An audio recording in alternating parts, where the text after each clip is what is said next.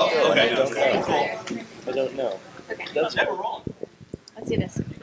Hello, everybody. Hi, Nicole. Thank you so much for coming to this panel discussion. We've got people who I find like personally really fascinating, and I really want to hear what they have to say. So let's dive right in. I would love it if you could all go down the line, maybe this direction, and say who you are and maybe where you learned to dance. My name is Mony, and I live here, but I learned to dance in Montreal originally, which is where I'm from. And then I danced in DC, and now I've been here for about 7 years or so. And you're staying forever. Probably. I'm Brozowski, and I first started dancing where I grew up, which was Seattle, Washington. And then I grew up dancing in the 90s in Southern California. And now I travel all over the place, but those are the two places where I grew up dancing. Hi, I'm Shannon Watkins. I started dancing in the Midwest in Indiana, and then I am now here for 2 years. I'm Calvin Liu. I started dancing when I went to school at UC Berkeley, and then I've just been here since. I'm Taniguchi, and I was born and raised as a human being and as a Lindy hopper in the San Francisco Bay Area, so native both ways. You were born and raised as a Lindy hopper in the same time? Yeah. Wow. Same years. I popped out and I was like, triple step, let's do this. No, that's really impressive. Thank you so much for agreeing to be a part of this. I'm super inspired by you all, and I would love to start asking you about your experience, since that's what we're here for. What role did you start with, and when did you learn the other one, and why? Let's go reverse order. Reverse order. I started with the follow role, mostly because my dad dances. And so it was because my mom had a knee injury that he started taking me with him. And so I was automatically the follow because he was leading. And then I just kind of continued on with that. I always tell people that I was like raised ambidextrous in the sense that I first learned to lead, and my first time following was the same day that I had learned to dance for the first time. And then since like always I had been learning both roles until I decided to focus more on being a follow. I started swing dance classes as a follow, and then very shortly, like I think the next semester, I started taking classes as a leader. But I really had my first dance lesson learning the two-step in the living room with my dad. So I was also following then. And why do I do it? That was part of the question, yeah? I think more importantly why I have stuck with leading and why I wanted it to be part of my identity and not just a novelty was that, well, it was two reasons. One, I wanted to build relationships with women. I was in a place that had more women than men, and like almost hands down the women were following and the men were leading, except in rare occasions or for teaching purposes. And so I noticed that I was friends with all the men in the room, and I wasn't friends with the women, and there were more women, and so when they were dancing, that meant that maybe I wasn't dancing. So it like bred this really negative sort of competitive feeling, and I wanted to meet those people and build relationships with them. So I learned how to lead so that now if somebody introduces me to any friend who is a dancer, I can dance with them. So that's part of it. And the other part was to improve my teaching, both to teach as a leader because I was raising follower teachers and we were in a really small scene, and to improve my teaching as a follower so that I can like lead basically anything I teach. Yeah, that's really interesting. I started dancing Lindy Hop in 1995. And at that time, I immediately was interested in following, mostly because I really liked, I drew a lot more inspiration from the female dancers. Like a lot of, I always joke about this today, like when I teach my footwork variations that are like my things that I do, most of them come from female dancers, which is just like a thing for me. But I'm also thinking like, I also probably did follow because I wanted to dance with the guys now that I think about it. That's another, I had never thought of that.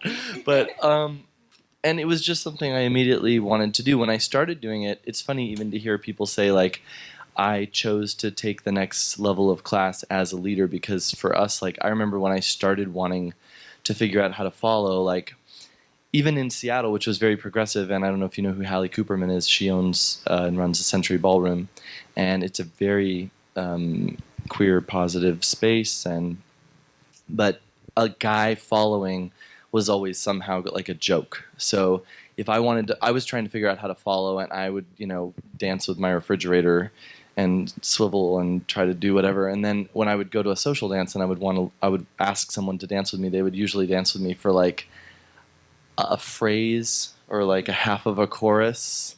And then they'd be like, okay, that's enough of that. That's enough of that. So, but why did I start doing it? I mean, it was just very natural to me that I always wanted to learn to do both.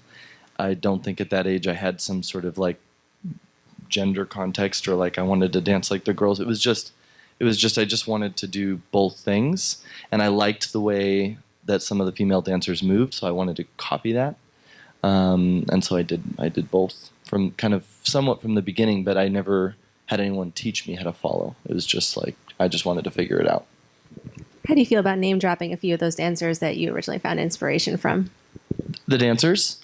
Yeah.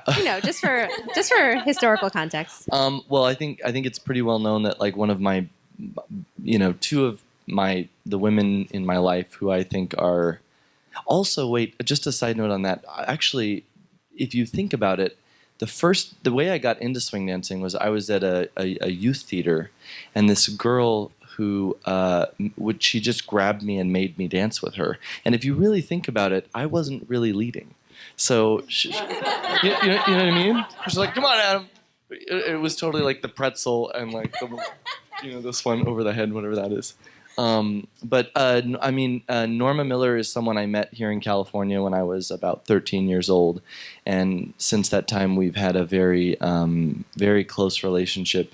I've been very, very lucky to have the relationship that I do with her. She knows my family, and I've kind of grown up just being sort of first a fan and then a friend to her. And the other is Jean Veloz, who's also a California icon in the dance. Those were two people who had huge influences on me. And then later I met her in 2003 or 2004 was Dawn Hampton, who's also one of the classes we're going to teach this weekend is inspired by her. But from the moment that I met her, I was really blown away by her. She is an ambi dancer. I mean, I don't know if she would have described herself that way, but if you ever had the chance to watch her dance or dance with her, like, you are listening and sometimes suggesting, but also listening and also amazed. So I think those are three female dancers that I was really, really inspired by. Also, Irene Thomas is another dancer. Really like it. Cool. Thank you. And how about you? I started as a follower, and I followed for many, many years. And then I learned how to lead through osmosis of being in classes with, my teaching partners who were leaders. And I remember at this one point we were teaching I call it the Zorro cape, but you go like this, and then you go like this, and you end up side by side, right? The sailor entrance? What's that? The sailor entrance? Sailor entrance, yeah. And this follower called me over and she was like, "It's not working. I can't figure it out." And I tried it on her. I was leading it, and it worked perfectly. And she was fine. It was the leaders who had issues, and I was like, "Wow, that wasn't so hard." And I could do it without having practiced it much. But that was pretty much the extent of it. It would just happen every once in a while in classes, and then Then I started TAing a little bit because I was working as an education coordinator for the 920, and I would be in rotation in the classes. And then if the balance was off, I would lead. But that was just in the classroom situations. I was too shy to lead socially. And then I think because of those classroom things we were working on, swing outs and circles and stuff, I could tell I had some issues. And so I asked my friend Jess Boddicker, can you help me work on this? stuff. And then I really started leading with Jess, who's a very fun, bubbly follower. And so then I like only danced with my friends, Jess, and then some other people. But started with the two Jessicas. And even now, like I find I'm very shy to lead, even though I know I can. I do it all the time in private lessons, but like socially, it's very like I have a lot of inhibitions about it, and I tend to only lead my friends. And even then, like I have all these blockers, but like I enjoy it. But it's been a very slow journey for me over many years. I don't know about everyone else, but I'd be interested in hearing what you think the source of some of those blockers are. Is it like Adam was saying something about the way when two men dance together, it's like a joke, or is it like gender constraints you're thinking, or not to ask you to psychoanalyze yourself in front of like 30 people, but just a little. Well, if nothing comes to mind, then that's okay too. Well, I think it's a combination of like internalizing the fact that people critique female leaders more than they critique male leaders, and vice versa for followers. Like they critique male followers more than female followers, and a lot of those critiques are ill-founded and like come from a place of just weird discrimination. And they'll say things like, well, it's because their body type isn't, designed to do this kind of thing. And I'm like, that is my body type. And I don't believe you, but I think there's a lot of internalization of that over the years.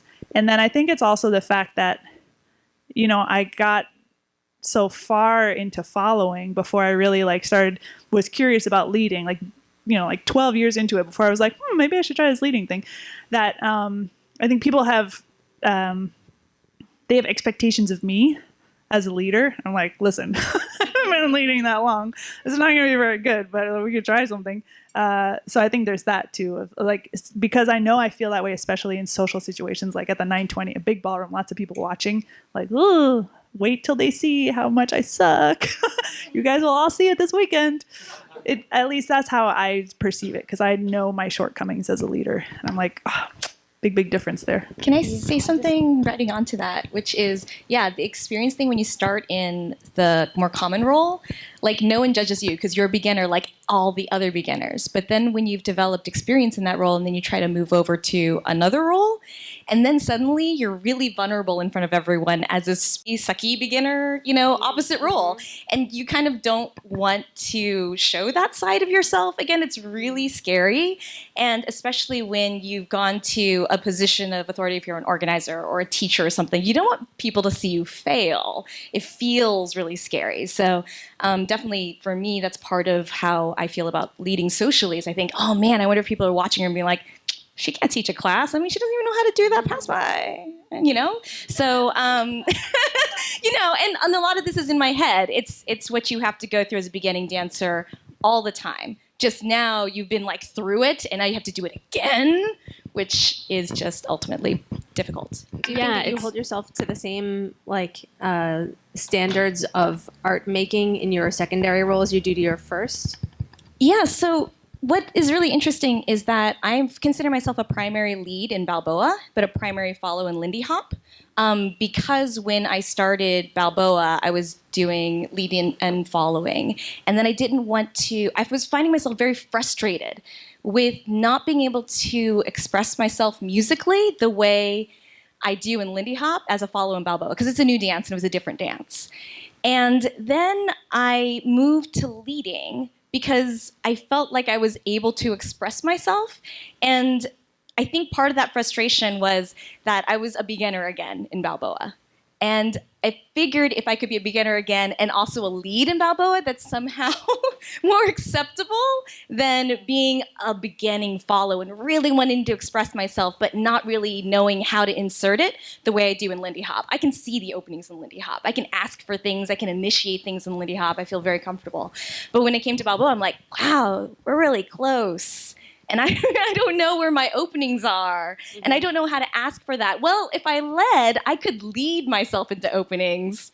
And it was like a little bit easier. So yeah. That's interesting that like adding up the layers of beginnerness made it like a little more approachable for you. Yeah. Shannon, I think you had some thoughts about that. Oh yeah, too many. Well, one, I'd like to amend my answer, and I in high school like led my friends in really bad like banana splits and stuff. So maybe I started as a leader after all. Yeah, the question about whether you sort of let yourself off the hook as a beginner second role person, it's really frustrating when I'm leading and I can't do the things that are in my head, because now I feel so in tune with the music and I feel like I can move my body pretty well, but I can't lead the thing, and how do I communicate that? So that is definitely a It's challenge. frustrating. But it's also really liberating. Like if a song comes on that I know, I can't follow that anymore. like it's harder for me to let that go. And so, now I get to make choices, but it definitely is hard. I think another thing that came up when I was just starting was that people would say, wow, you're a really good lead. And I always heard for a girl. Like always in my head afterward. Implicitly. They meant for a girl.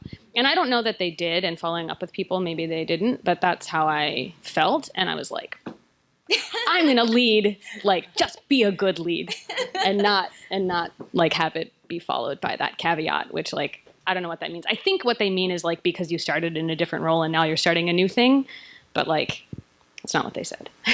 Mm-hmm. And also because because your primary fits the expected gender dynamic, I imagine that there's also a level of like proving people wrong about women leads. Mm-hmm. And I think it probably gets easier the more that like lots of folks are doing lots of things on the dance floor. But when I was like one of the only people I knew in my state who was like starting this new thing, yeah, I felt more pressure to prove it. Yeah. Stereotype threat, everybody, look it up. Yeah. But now it's like way more liberating, because in San Francisco, like lots of us are being vulnerable and like learning how to dance with, multiple roles at the same time. And it's like, I don't know, it's liberating. Yeah. I'm actually curious, Calvin, it seems like your experience was different, where learning both at the same time. We've heard a bit about the challenges that other people have faced in being highly skilled in one and then expecting that of themselves in their secondary role. Were there any challenges that you faced in learning both at the same time? Actually, I think it's funny. I was listening to these responses. I pretty much had a very, very similar experience with all of these things.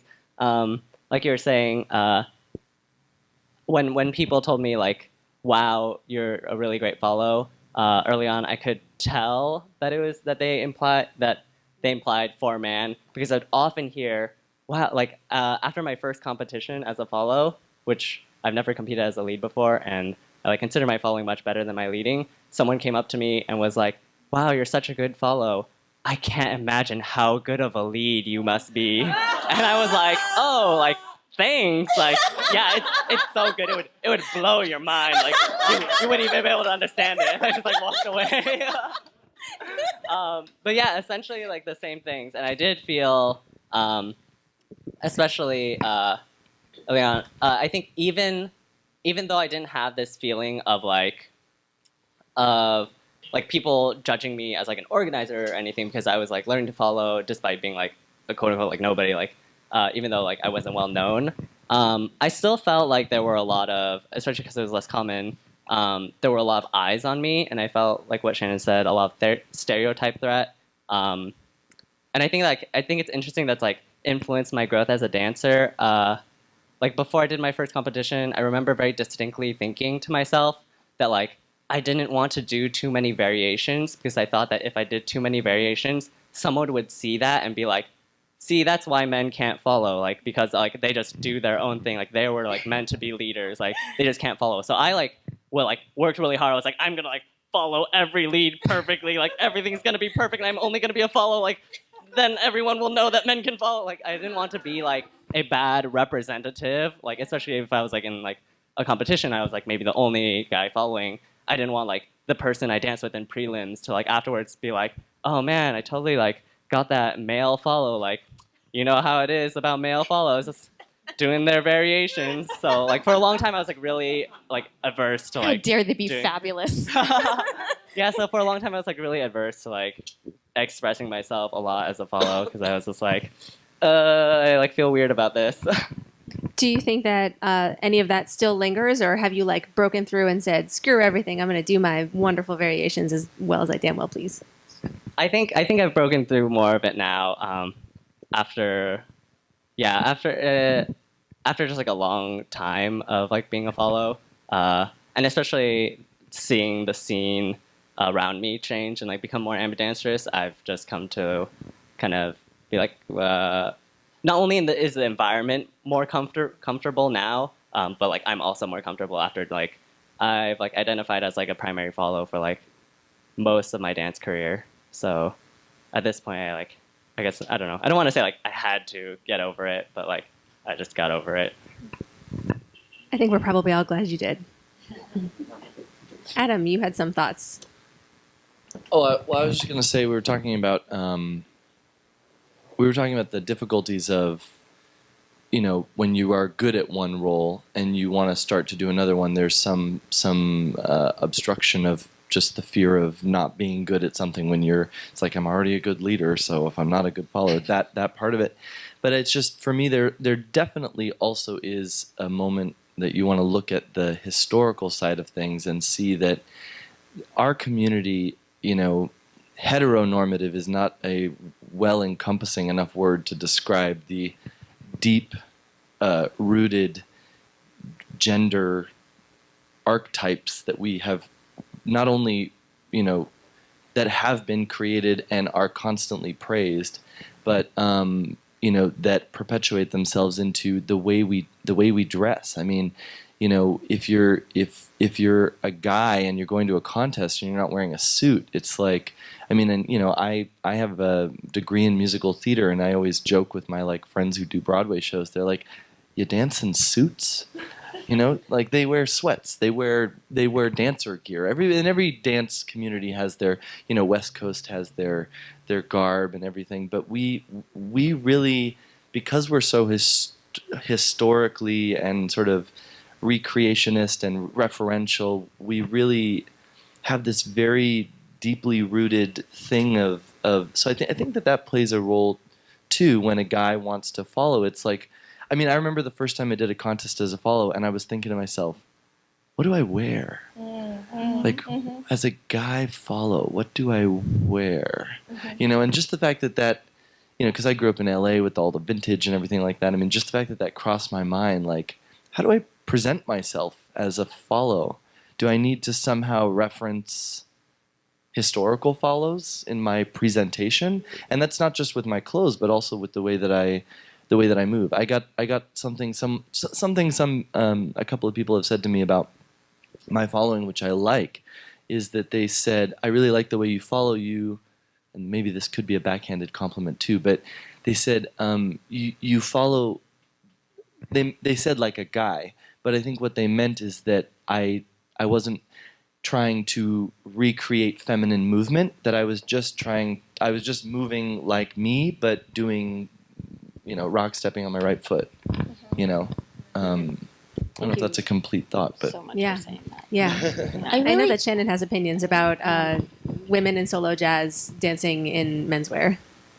Oh yeah. I do have opinions because the three of us have talked about that. I really appreciate you saying that. It was on my notes for later, was that when I started leading, I like sort of made a pact with myself to move my body as I move. And it's okay, like sometimes if I lead something and like I want to move myself in a feminine kind of way or something, I don't have to pretend to be a different person or to be a different shape in order to be doing this other role.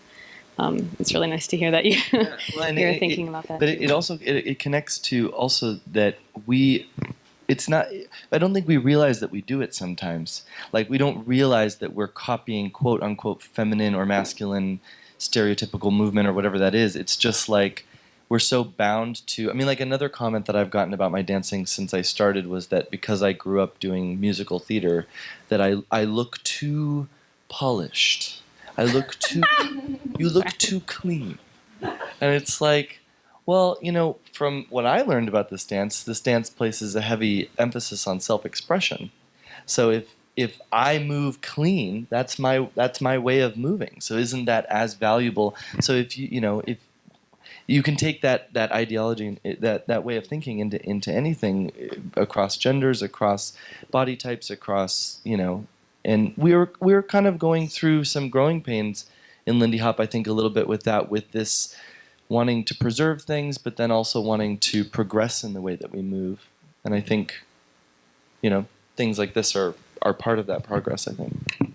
Can I clarify the comment about menswear? Just so for me, it's not that. It's more about the distribution of things that I saw in the world when I started solo dancing, and I saw some routines where women were presented in a strong way that wasn't relying on conventional sort of sexiness strength. And when I saw those routines were often in menswear. And I was thinking, as a solo dancer who wasn't interested in like using that part of my dancing, like, why are women, when they are performing in a strong way that's not conventionally sexy, presenting as men? Why can't that also be feminine? Or why can't men dance in like a whole set of ways, right? It's not necessarily like taking gender out of all dancing, I think. I know some folks might feel differently, but it's about removing the way that gender dictates the choices that you get to make. Like, people can express their gender however they want, in leading and following and solo dancing and that array.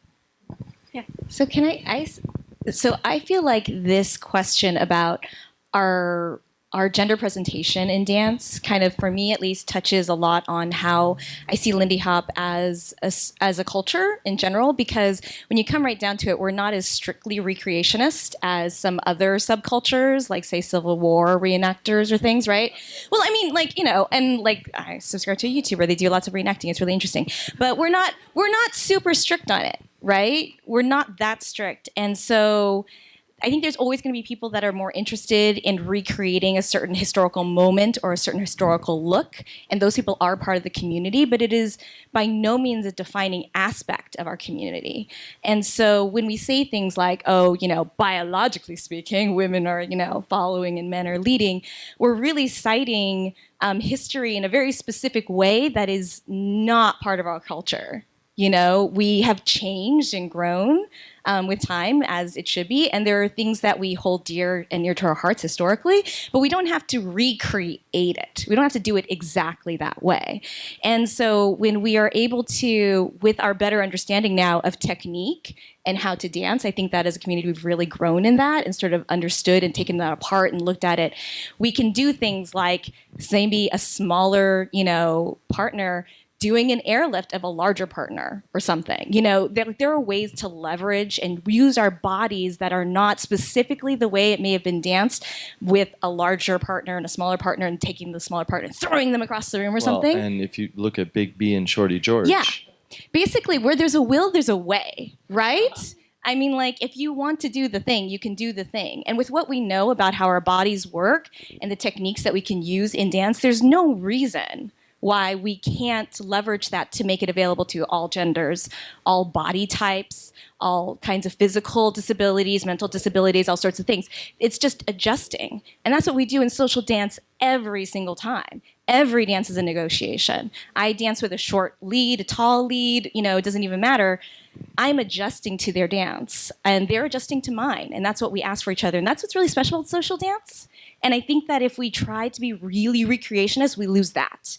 And that's what actually I like the most. So, yeah, I think that's a really valuable idea to hold on to. I'd be interested to hear what each of you would have to say to someone who is just now learning their second role, like one piece of advice that you would give.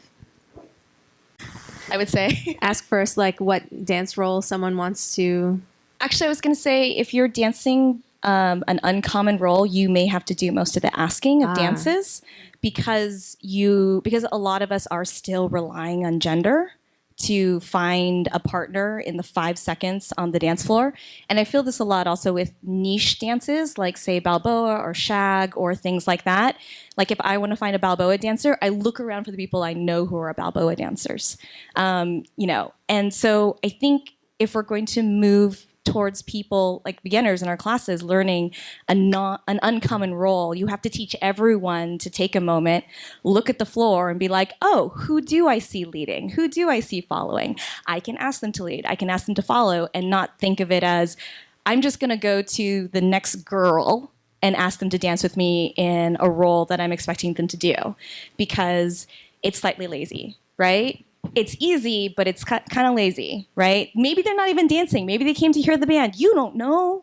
But, like taking that moment and then the beginner dancers having to actually break that ice first is an unfortunate requirement, because people are just scanning over them.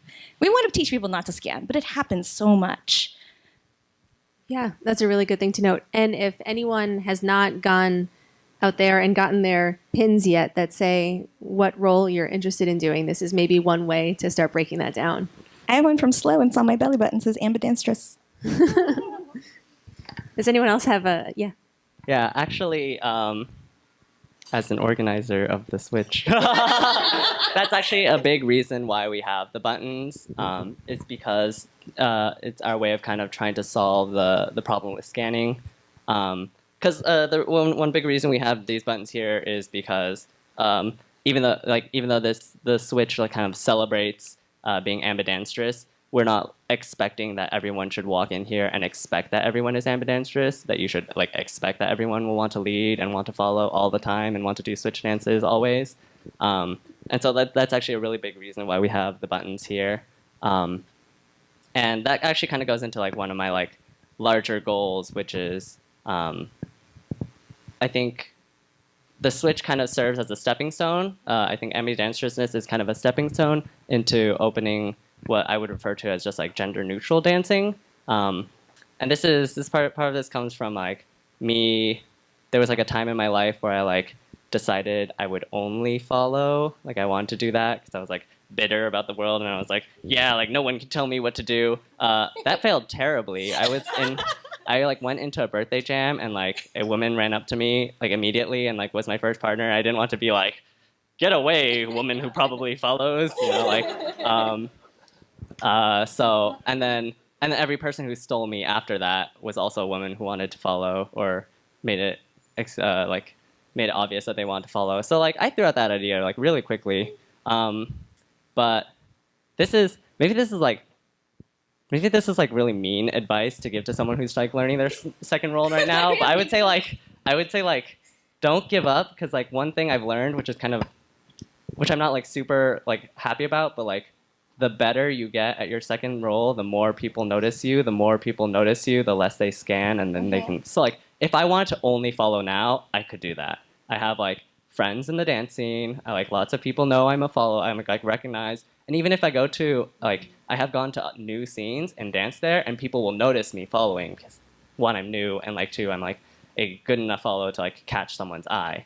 But I know that's still not true for men who are just learning to follow, or women who are just learning to lead. So maybe my advice would be don't give up. It gets better. I don't know.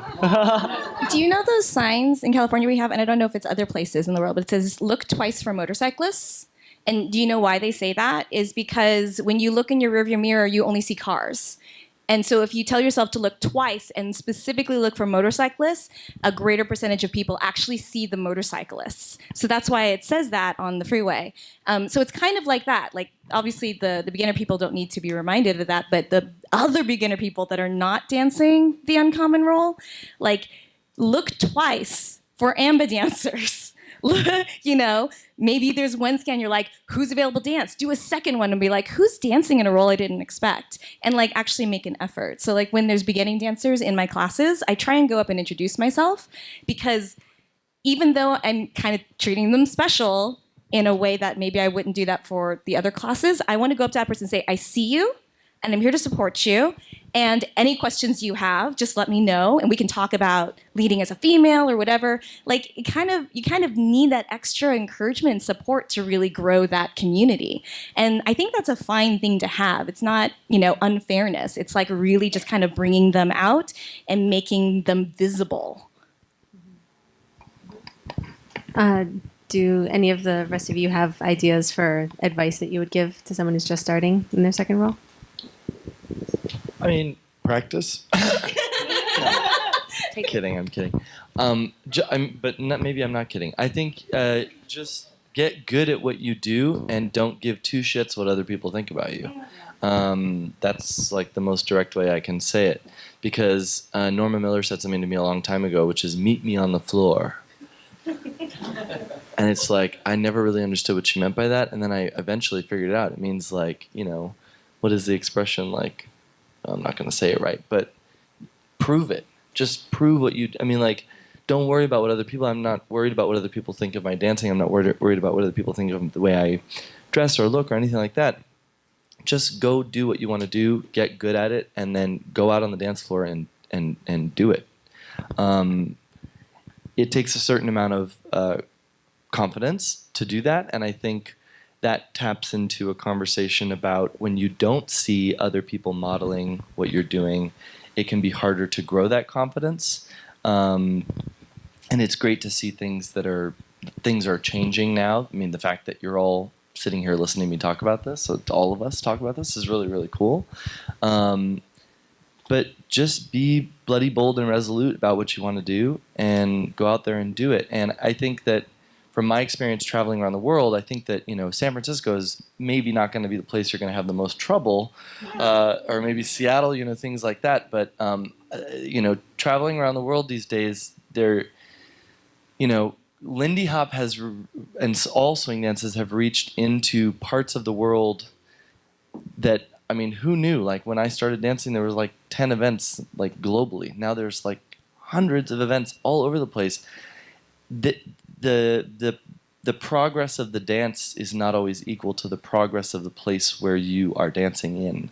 And I think that is a really, maybe that's something we're going to get to, but that can be a challenge, and how you deal with that. If you grow up and you're a guy and you follow, and then you move to some place that, is very conservative and very religious, and there's a lot of, things, I'm not trying to make stereotypes here, but things attached to that, and all of a sudden, like, you're in a community that's, like, not supporting you being a follow, just keep going. Just keep going. The community is international, and there is a planet Lindy Hop that exists somewhere, and on that planet things are changing and people believe in the stuff that we're doing, so don't be dissuaded by like one person's opinion.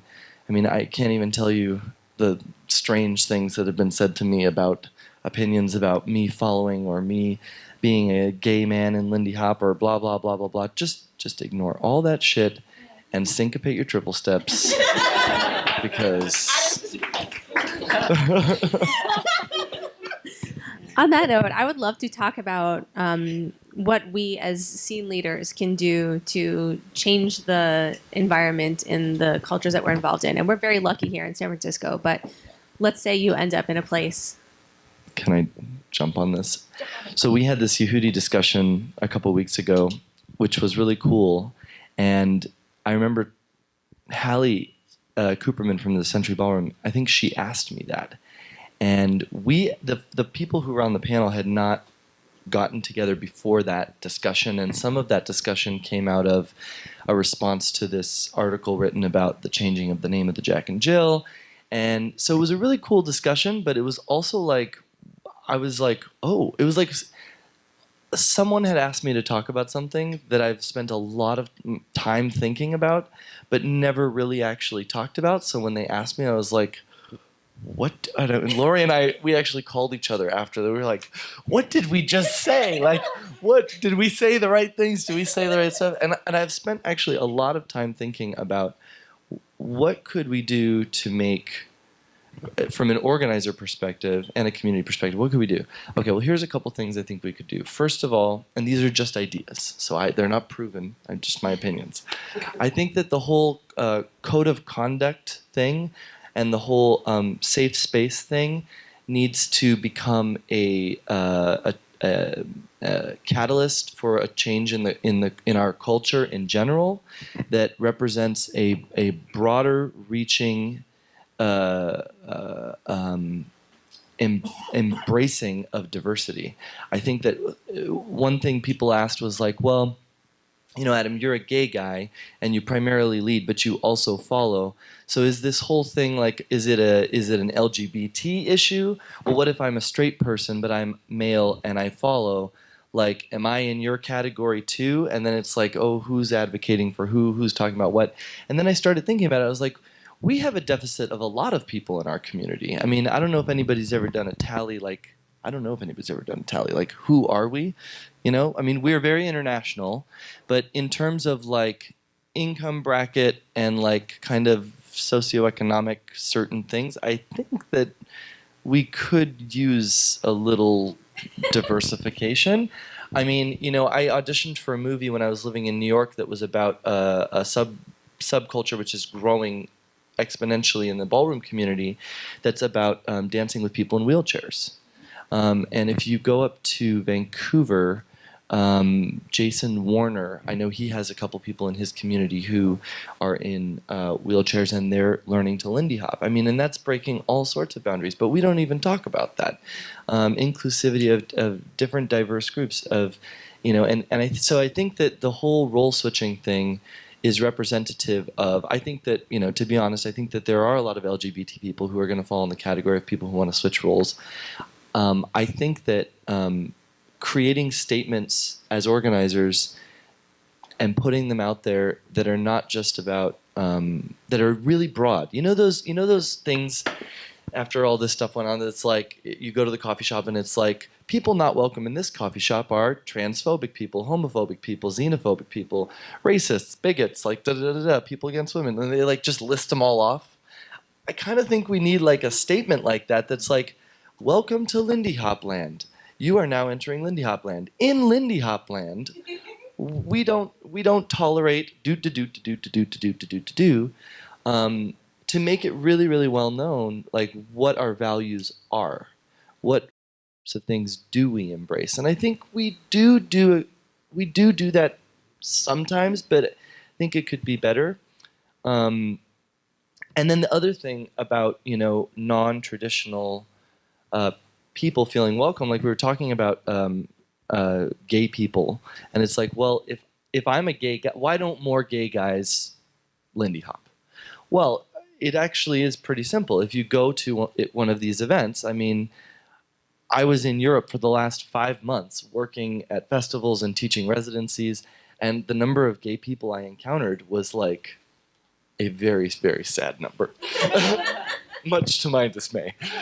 So it's like we need to have more people just straight up modeling these diverse roles. So whether you're gay, whether you're straight, whatever, you're role switching, whatever, we just need to see more of these people in the community. So I think on the organizer side,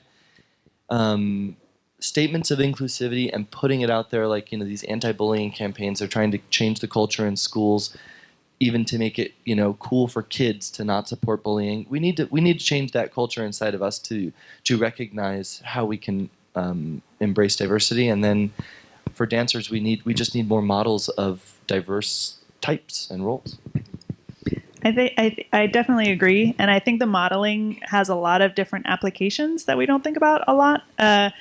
You can do modeling at your social dances, obviously, but you could also do it in your classes. Like, do you always have men leading as the teachers and women following as the teachers? Like, is it always a man and a woman in those typical gendered roles who are teaching your classes if you run a dance school? In your flyers and your brochures and on your website, like, do you always show men dancing with women only? My friends in Vienna at IG Hop recently did a photo shoot, and they had all sorts of mixtures. It was for their website, I think, and they had all sorts of people dancing with each other. And I was like, wow, why does this seem so rare? Why is this still like this kind of like Alan Leon thing still so rare to see in photo shoots and on websites and flyers and stuff? And it's because we have a blindness to it. We don't even notice that, oh, it's all white people, it's all young people, it's all attractive people, and it's all like people in their typical gender norms. Like, we don't even see it anymore. So you're going to have to take those blinders off and make an effort to be like, let me think. If I were somebody else, would I feel welcoming if I went to this website and flipped through the gallery and saw everything that was on it? I had something else, and I don't remember what it was. Yes. And then the classes, beyond just like who gets hired to teach, it's like, well, how do they act in the classes when It used to be, when I was learning how to dance, if there was an imbalance and there was a woman who was trying to learn how to lead, they would ask her to switch to following because there weren't enough followers, right? And they were like, well, because we know you know how to follow, could you switch back so that the number is even? Like, that's not cool, and people don't do it anymore, but it used to be like super common. People volunteer to do it, though. It still happens. Yeah. You just might not see it, unfortunately. That's a different thing. Keep going. Yeah. Or it might be We're very excited implicit, about like the pressure, it might be internal. Yeah. Or, calling people followers and leaders versus ladies and gents or men and women or that kind of thing. I wrote an email to ILHC last year because they still have gendered things in how they run the event. Like in solo jazz, you have each heat is half men, half women, and they have all the men or women come out and then all the men come out. Like, why are they even dividing us? That's weird. Why do they always have the men for like Jack and Jill's, with now luck of the draw, go first, like the gentlemen that they are, and then the women line up in front of them? Like, that's weird that they're always the first ones. And so they have these built-in habits that we don't even realize, and it kind of infiltrates all of that, the words we use and how we answer questions in class and what we encourage people to do during practicas and all sorts of different things. Yeah, representation matters strongly. Yeah. I've been thinking about classes a lot, and one of the things that I noticed in the last year is how often the leaders are looking into the middle of the circle. It's crazy. Yes. And like all the time, the followers don't get to see shit. Yeah, and so it's because like the leader gets to watch the leader instructor do the thing, and they're doing the thing, but then the follower never actually gets to watch the thing happening the in the middle of spokes the of the circle. wheel, not fair. Yeah. If your back is turned to the teachers and you can't see what's going on. You can't see what's going on. Yeah. Explaining. Or having the followers rotate all the time, or having teaching the footwork to the leads, but not to the follows. yeah. So I really like the first time something is set up, each teacher says a thing to that person, or even switch it and say, like, I ask now, like, followers, what do you think my signal is here? Or like, what am I feeling? How am I moving? The leaders can infer from that, but just like flipping the whole thing on its head. Yeah. Cool, Anne. Thanks for getting us fired up. Yeah. Both of you. I feel like there's a lot of stuff in teaching, actually. I also... It's not working. I know. We can share. But it's okay for all of you. No, I guess, but this has a direct feed. Sorry, Adam. You needed that ear, yes? So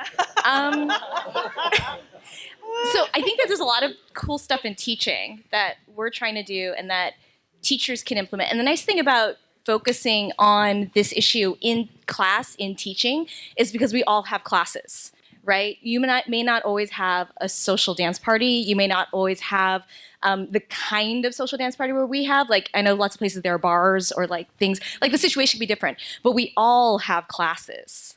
So that's the best place where you actually have everyone's attention and can say something. And I say this as an MC. Maybe 30% of the people listen to me when I MC. Maybe. That's a good day, right? But like in a class, everyone is actually looking to you. So little things like that, handing off who's going to talk about a move or like how we move our feet and, making sure, both the lead and the follow in the class is talking about the importance of this or that technique. These are things that actually really, I think, disproportionately impactful, substantially impactful compared to other initiatives you may have that are kind of passive initiatives like buttons, which you don't know if everyone's going to wear the buttons. I mean, they're great. They're great, Calvin. But you don't know if everyone's going to wear the buttons or take to them. Like, people still rip off the wristbands. I don't get that. But in class, you have the power. So like experiment with different things, especially if you are teaching something somewhere where these kind of ideas are unusual. You don't have to go big right away, but like try a little of this or a little of that. Maybe try saying, hey, instead of saying leads, how do we lead this move? Say follows. What do you think you need to feel to do this move? I mean, when do follows ever get to think, oh, if I feel this, then I do this. But if I feel this, then I do something else different. Like usually we space out then, right? So some follows space out then. I space out. I space out. So like talking directly to follows is great. Evening that is great. I'm going to give your mic back. Yeah, I know, but we say it because there are places where it may not be happening, right? Yeah. I think these are all really great things that we can do as scene leaders to make a difference. I'm interested in hearing what you all think about what people can do who don't have positions of power in the scene? What can you as a community member do to influence the culture that you're a part of? Look twice for ambi dancers. Yes, thank you, Laurie. Well, I just want to say, especially coming back from Europe, I just want to acknowledge that it is challenging. It is very challenging right now to be a non-traditional person in a I mean, I know you said you're like, it shouldn't be but it's very challenging right now, and I think that my personality, when I see something is challenging, rather than be like, no, it's not, everything's great, I want to say, this is challenging. I want to acknowledge, first of all, just acknowledge that it is a challenge right now. It is a challenge to be in the community and do something that's different, whatever that means. And I think that that's a first step. And then kind of just taking like, try to take each situation one at a time. Like, I'm getting emotional about this, but I'm thinking back on like the whole progress of like what I've gone through in the community. I think that just don't draw a red line through your experience. If you get turned down or someone says something, how should I say that, gender insensitive or role insensitive or whatever it is, we all have days where we're like this, like I love this community. I love this community. But I also have days where I'm like, there's no gay people in this community. What am I doing? These small-minded. It's like you go through those kinds of things. Don't let those moments dissuade you from remembering why you love this music, why you love dancing with other people, why you love connecting with other people. And for every person that's out there who doesn't want to dance with you or has some weird thing to say, there's some other person who thinks you're fabulous and thinks you're fucking awesome. And I don't know if I don't know why I feel I need to say that, but I really feel that in terms of the individual rather than the organizer, I feel like it takes a lot of personal strength to just to do that and to keep going and to not stop and to not let anybody stop you. And so I want to encourage that, I guess, to say. Yeah, I want to speak to the folks that might find this conversation difficult in some way, like something maybe we have said today, like brings up feelings of defensiveness. And I think that happens a lot, as we're like growing and learning and interacting with folks that give us new perspectives on life. And I want to encourage us as we're like on this quest to do it openly and honestly. And it's like practice, like sometimes you fuck up, sometimes you screw up, sometimes you say something wrong, sometimes you, during a filmed panel that other people are gonna watch.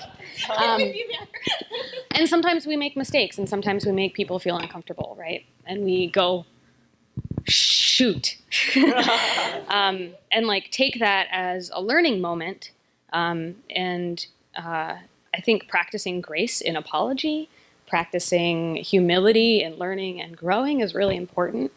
And I know like I share that quest, and if folks have questions, like seek people out, like, hey, can I run this idea by you?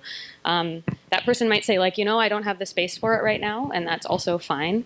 But I think I would encourage you to encourage all of us, me included, to keep growing and listening and practice. Every time you have an opportunity to ask somebody to dance, especially a beginner person, you can like set the new norm with beginner people, right? And then you practice. And sometimes you make assumptions and you go, well, crap, in that situation I made an assumption. Now this next time I have that experience and I can get better and grow.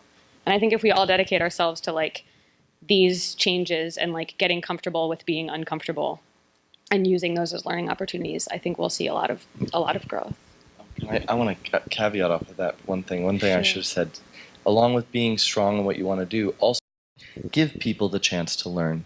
So in other words, Yeah. if someone misidentifies you or says the wrong thing, it's really frustrating when that happens, because it's like you're fighting so much to have whatever identity it is that you have, but also, I mean, I had a student once say to me, they were like, "Oh, you're gay? Well, you don't look gay in your Facebook photo."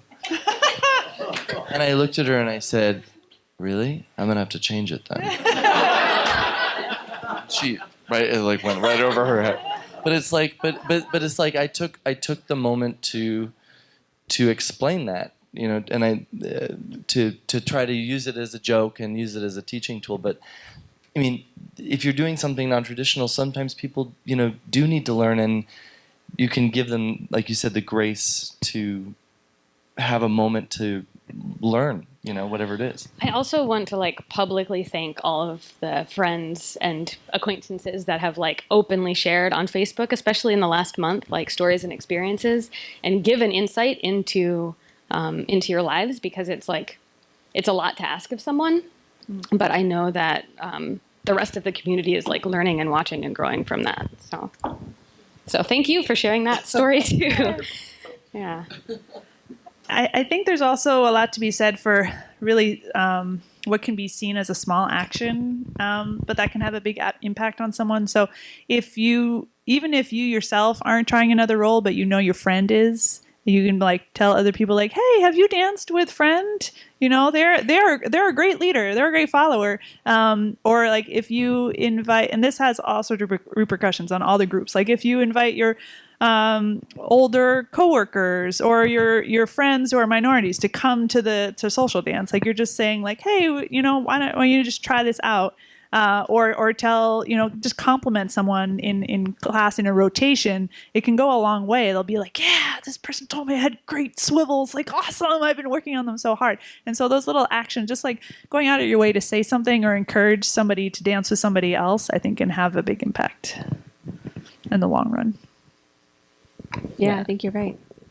Yeah, I think a really important point for me in terms of talking about what community members can do. I've had people come up to me and tell me that I really love this ambidextrous thing and I really support it, but I'm also a woman and I just really like to follow. I'm a woman and I like to follow, and should I feel bad for that? And I'm no, that's great. I'm a guy and I like to lead. Or sorry, I'm a guy and I also like to follow. I prefer to follow. Yeah, but yeah, I think you don't have to be ambidextrous to support kind of gender neutral dancing. And one thing I always say is the simplest thing you can do is, if you're dancing with someone and you haven't danced with them before, you don't know them super well, then just ask them what their role is. Don't assume that because they're a guy they're a lead, or because they're a woman they're a follow. And even if you get the answer that you expect, or you've seen them dancing, at least you've put that idea in their heads, right? That you looked at them and you said, I don't know if this person is a lead or follow, and then you modeled asking them oh, are you a lead or follow? I only know how to follow, so I hope that you're a lead, but I'm not assuming that you're a lead, but I hope that you're a lead because I only know how to follow and I only like to follow. And that's fine. And that's a great way that we support gender neutral dancing without demanding that every single person is ambidextrous, right? That's not the goal. Yeah, it's interested in being ambidextrous, because that makes the world a lot easier. Because when you ask someone oh, do you lead or follow, and it's a guy and they say oh, I only know how to follow, you can be well, I do know a little bit about leading, so maybe we can make it work. So yeah, having more ambidextrous people definitely helps, but if you're not interested in being ambidextrous, that doesn't mean that you are not useful to the movement, Yeah. No, you're so sweet. I figured out, whoa. Oh. I figured out it's because you turn your mic off in between, so mine ran out of batteries. But yeah, I don't have anything to add to that. Calvin's right. I have one small bit. Everyone just listen to Calvin and we'll be good. Yeah, Shannon? I think what Adam said earlier about dancing for just a few counts and being all right, that's cool. I had the experience where I would dance with female friends, and then two male leaders would come and break us up as if we were dancing with each other. Yeah, y'all are lucky where you live. And they were like lovely friends and like beautiful people who I danced with a lot, like really good friends. But it just felt like, oh, they're dancing with each other because they couldn't dance in their preferred, arrangement. And all we had to do was say once, like, actually, we wanted that dance, and they totally understood. But I think if someone asks you to dance in a particular role, if you are interested in switching, establish that with words. Because I felt like in the first few years of leading, people would halfway through the dance then like switch. And I'd be like, oh, you thought my leading was so bad that you had to get out of that situation, So we can use words to communicate. Crazy idea, I know. Our preferences for like a particular song or a particular evening or whatever. Yeah. I also have had that experience of wanting to dance with someone and then like people assuming that must have been either a joke or like because I lacked other partners. So I think that we've come a fairly long way so far in Lindy Hop, but I'm curious about what you all think about how we're doing in terms of inclusiveness. How far do we have to go? How far have we come? What challenges are we still facing? Small questions, Well, I mean, as I said, and I when I don't know if you guys read this post that I posted about the Jack and Jill, and I got a lot of very positive response, but I also read a lot of things that were like, our community is already very inclusive. That's the whole, nature of our community from the beginning. We've always been that way, da-da-da-da-da. And I was like, okay, well, let's just count.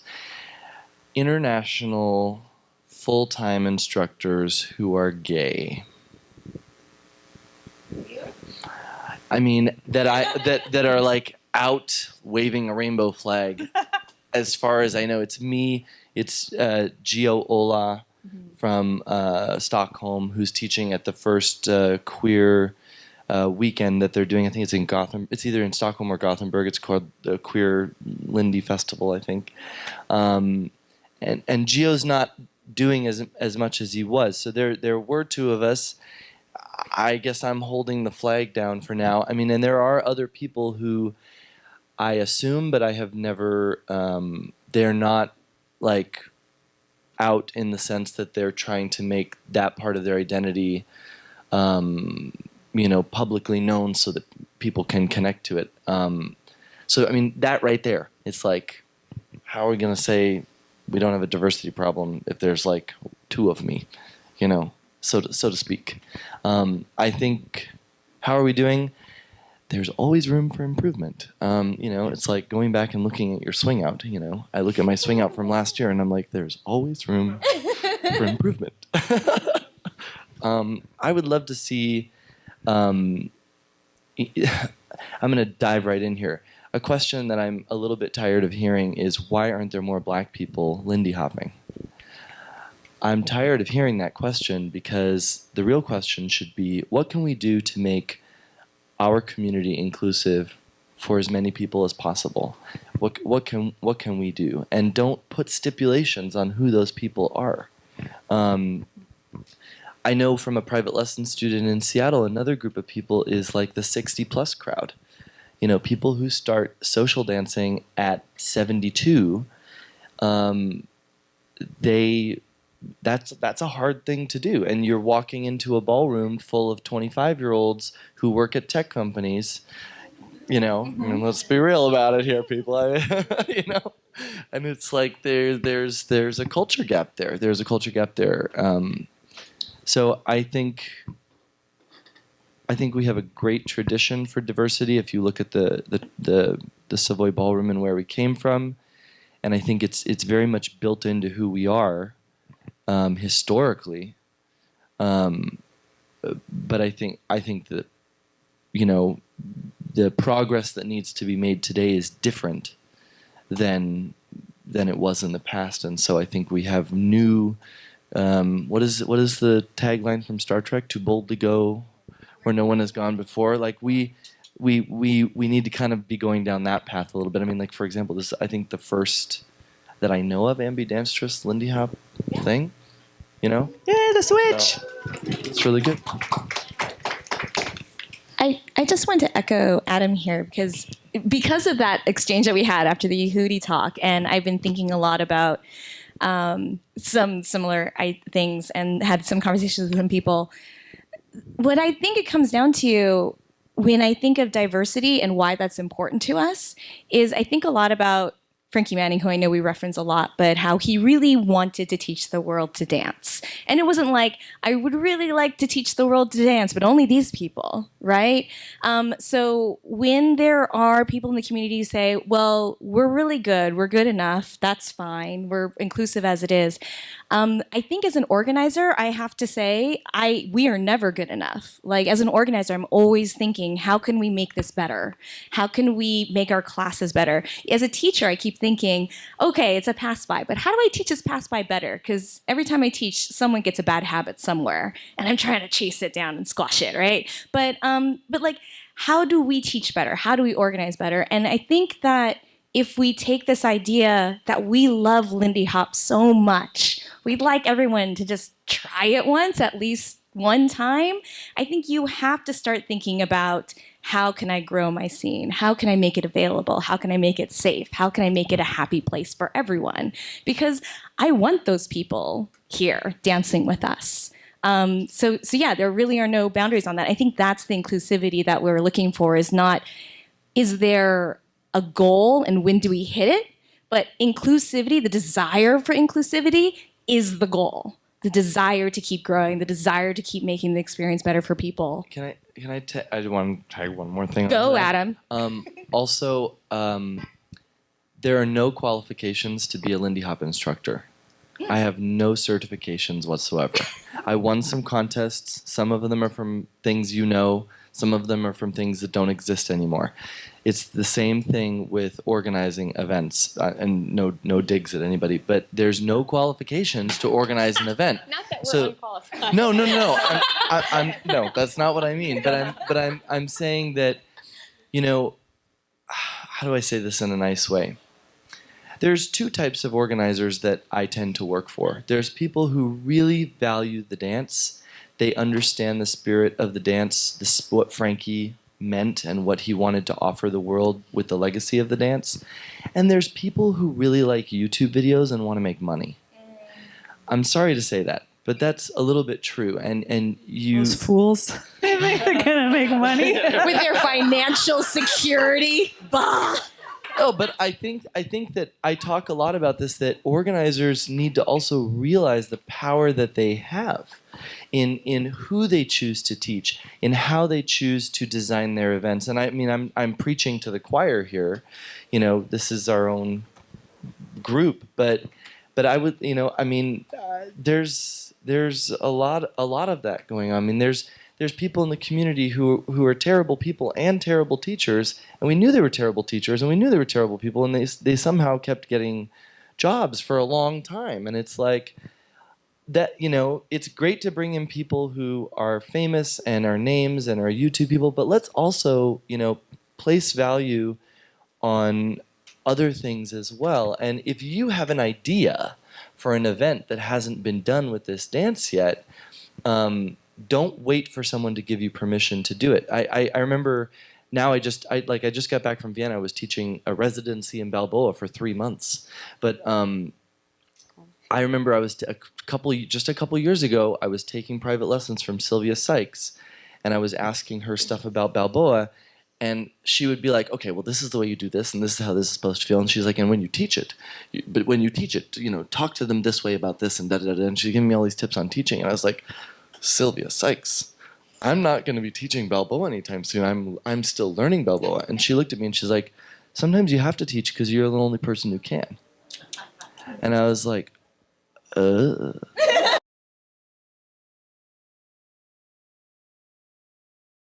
Inclusion, but very relevant in the Bay Area is making sure that this does not become only accessible to people that have loads and loads of resources, right? And we have a lot of financial diversity in this area in particular.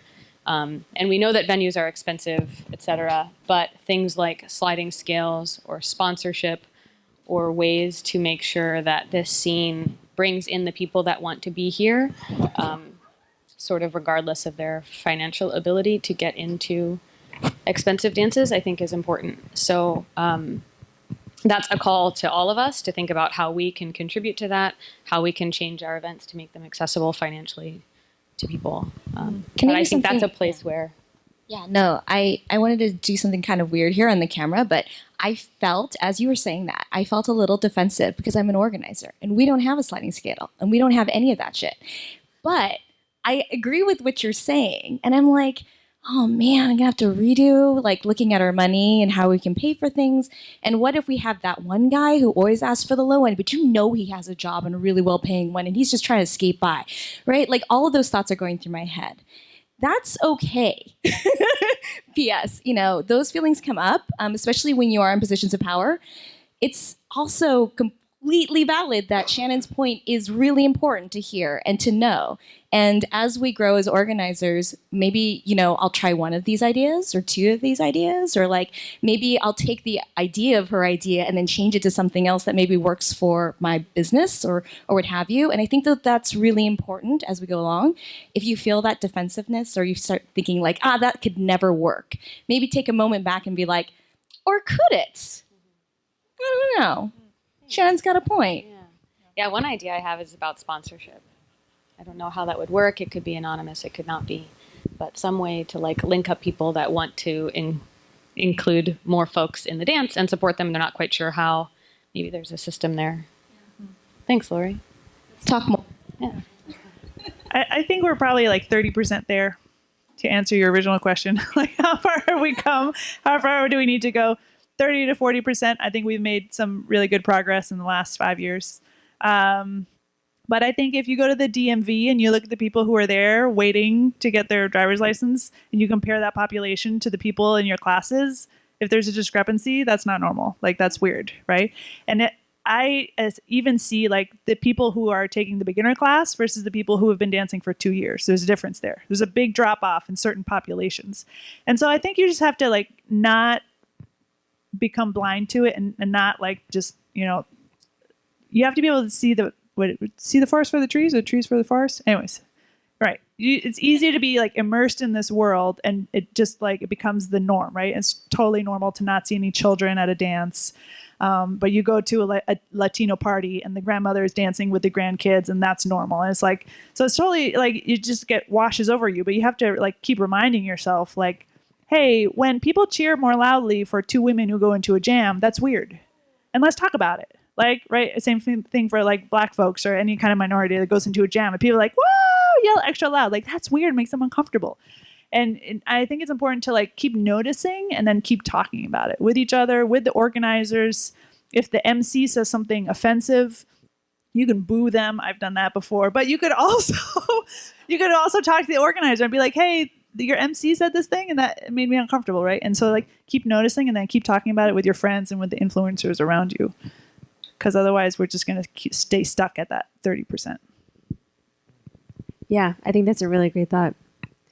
We are kind of running out of time, so I would love to give everyone an opportunity to give like any last thoughts or recommendations or advice for all of us here. The only one who can be you is you. So I'm really happy that you all came out for this talk because, I mean, you don't have to show us anything, but you're showing yourself that you're interested in this as an idea, as a topic. And I'd encourage you to go home and think more about that. Maybe something we said you totally agree with, or maybe something we said you totally don't agree with, and that's okay too. But keep thinking about it. And now you can look around the room and you can say, oh, maybe later on we'll talk together and just be like, hey, that Lori, what the fuck, right? It's up to you. It's up to you. Whatever you need. I think I'd agree. Just keep thinking about it. I think when it comes to kind of making progress in the Lindy Hop community, sometimes people are looking for like, what is like the one thing we do and then all of our problems are solved. But it's like not that way, right? It's like we like continue to talk about it, we continue to spread it, and that will take time. But just because that takes time doesn't mean that we're like also like complacent about it, right? That like, oh, it will take time. Let's just do nothing, and then like everything will solve itself in like 20 years. So it's like a mix of like, just keep thinking about it. I guess I'm just gonna go with Lori's answer. That was actually Shannon's. Oh, nice. Thank you, Shannon. I've been talking with my students a lot recently about loving yourself through the process of growth. Like, film yourself dancing, watch yourself dancing, find ways that you want to improve your dancing, but love that person that's in those videos, right? Because you have to like create those videos before you get to the next videos. And I think that this is the same way, is that like, maybe we're not filming yourself, but we're being self-reflective, and we're like loving that person who's in the process of growth, and we're also reflecting on the things that we want to grow on. And so that could be in your ambi dancing, that could be in learning your second role, that could be in figuring out how to speak to people on the social dance floor, whatever it is. Love yourself through the process, because that's going to help you stay strong and push yourself farther. I think two things. One is it's really important to remember that there is a community for you, whoever you are, whatever that means for you. Just realize that sometimes when you're a member of a community like Lindy Hop, which is its own little world, and you're somehow like on the fringes, you're somehow different, it's easy to fall off or to feel really isolated or alone in your process socially or just specifically with your dancing. And just remember that there definitely are other people who are digging what you dig and doing what you do, and they are accessible. They are online, they are out there, and sure, it might be a little bit harder to find them or identify them, but they are there. So that's one thing that I always kind of keep in mind. And the other thing that I wanted to say is something that Frankie said, which is people dance the way that they are. The way that I am as a person is going to be reflected in the way that I communicate with a partner when I dance. And I think that there's a lot of meanings to that, but what I can take away for this discussion is that, it also means that you have control over yourself. You don't have control over the rate of progress in the scene or the rate of, people's understanding of different subjects, but you are in charge of what type of person you want to bring onto the dance floor and how you want to interact with the music and how you want to offer yourself to somebody else. And just realize that no one can take away that, what is the word for that? Your prerogative to decide who you want to be when you step onto the floor and how you want to present yourself. So just remember that. Agency. Thank you.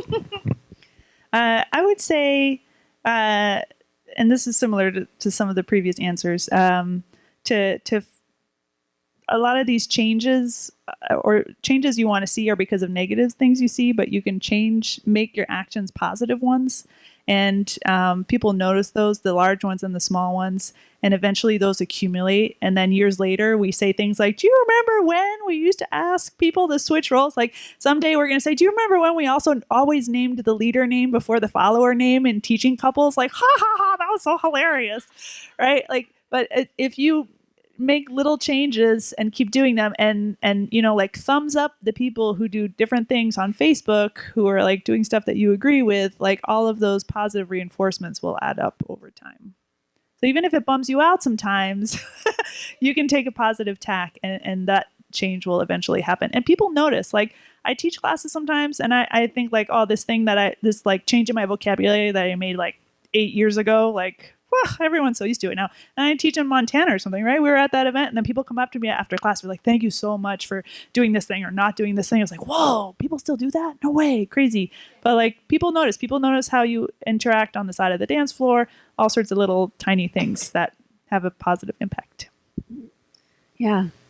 Thank you so much for that. Thank you, Anne, Lori, Adam, Calvin, Shannon, for your thoughts, your wisdom, your experience, and for being here with us.